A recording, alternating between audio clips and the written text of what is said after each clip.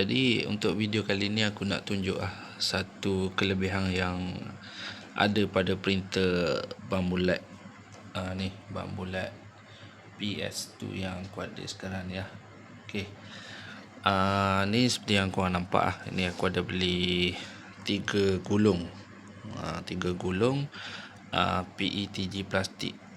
Tapi video ni bukan aku nak cerita pasal kelebihan atau kekuatan ataupun cara nak print menggunakan filament ni. Cuma kali ni aku nak tunjuk cara kita nak drying ataupun kita nak masak.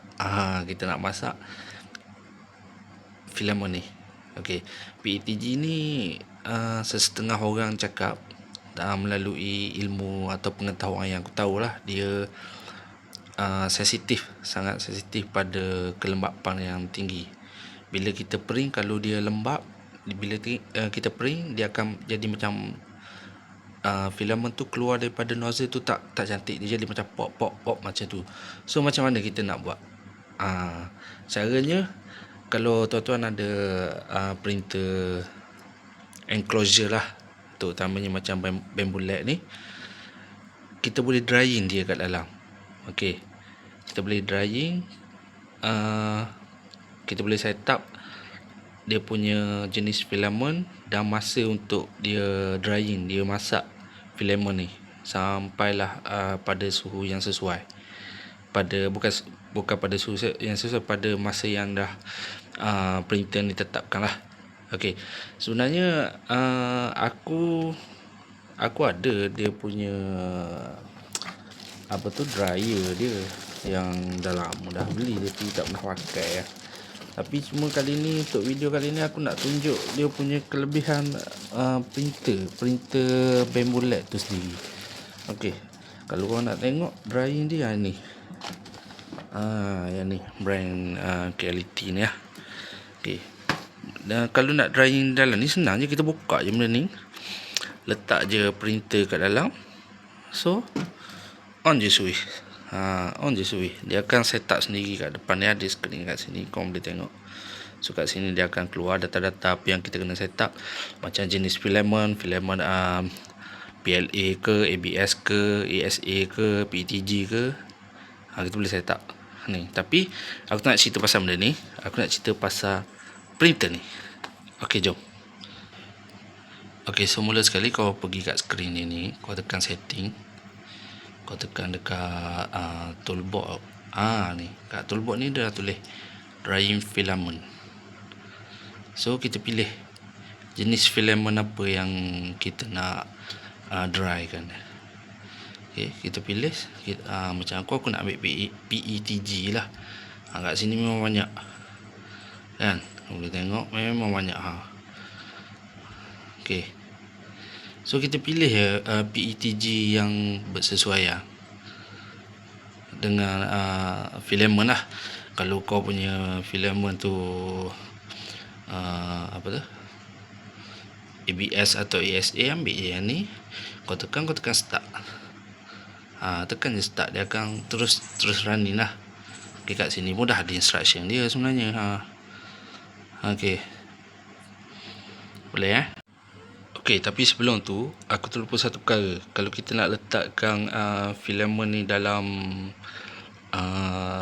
dia punya ni printer, kau kena lapik dengan sesuatu sebab aku punya ada 3. So kalau kau ada satu je, kau boleh letak je macam ni je kat dalam tu.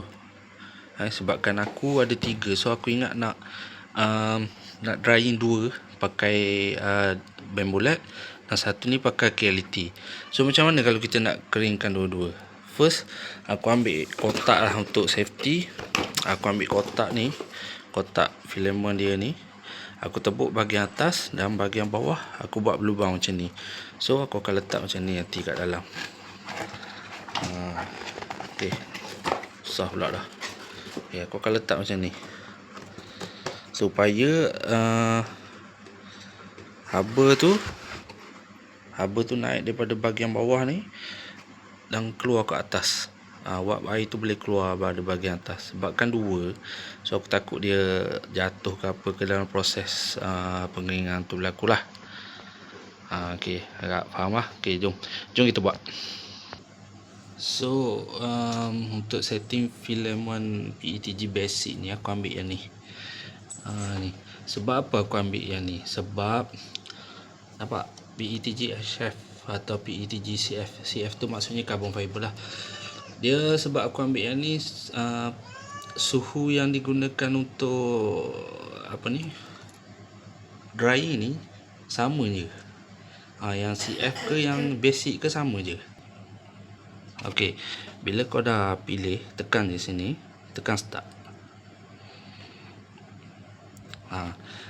Tekan start. So dia akan dah start drying lah tu. Dah start drying selama 12 jam kat situ. Okey. Apa yang tak jadi kat sini? Cuma satu perkara, kita belum letakkan lagi kita punya filament. Okey, jom kita letakkan filament tu dulu. Dua cukup. Berat pula benda ni.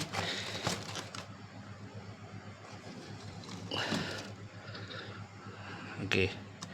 Dah settle ni, kita tutup, tinggal je. Esok dia settle sendiri.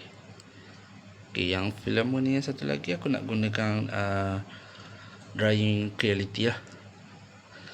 Sebab dah biasa guna yang tu, kita akan guna yang tu lah. Yang ni aku nak tunjuk sahaja. Okey. So yang ni kita dah boleh tengok kat sini 80 darjah Celsius selama 12 jam. Kalau kau rasa kau nak cancel, tekan je butang cancel ni. Bila-bila masa kau boleh cancel lah. Kat dalam ni pun memang dah ada instruction apa semua siap lah. Jadi kalau rasa tak pandai pun memang dah boleh tengok manual lah. Kat sini senang je sebenarnya benda ni. Okey, yang filament yang kedua kita akan guna reality lah. Jom kita set up yang tu lah. Okey, untuk reality ni pula, bila korang dah sambung kabel kat belakang, korang dah boleh buka switch kat belakang. Lepas tu dia akan timbul macam ni. Okey, kau tekan lama sikit. Okey. Lepas tu kau cari material. Lepas tu boleh set lah dia punya suhu, masa apa semua. Kau tekan je kat sini. Yang ni dulu. Tekan yang tu. PA ke, PC ke, PETG ke. Kat sini semua ada. Okay, so time 1 jam, 2 jam, 3 jam, 4, 5, 6, 7, 8, 9, 10, 11, 12. Sama aku nak ikut dengan tu. Ni biarkan je. So ni kita ambil PETG lah. PETG dengan PETG biasa sama je. Okey, bila sepatutnya kena masukkan dia punya filament dulu, tapi aku nak tunjukkan dia setting yang ni. Bila dah siap dia akan on sendiri. Nampak jam dah berjalan, suhu dah naik. So dia akan kekalkan benda ni sampai 12 jam. Okey. Sekejap aku nak letak filament dulu. Tengok macam mana.